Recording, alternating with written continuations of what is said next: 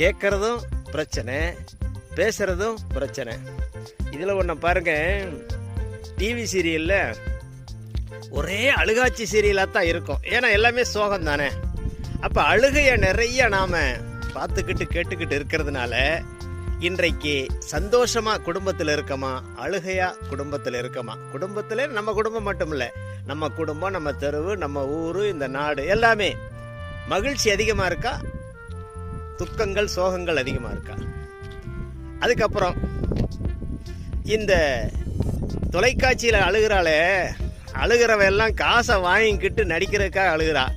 ஆனால் நம்ம வீட்டு பொம்பளைங்க அதை பார்த்துட்டு இது அழுகுதுங்க. ஏன்?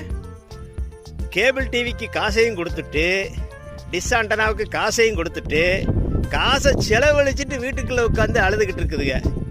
அவள் காசை வாங்கிக்கிட்டு அழுகிறா. இந்த கொடுமை எங்கே போய் சொல்கிறா?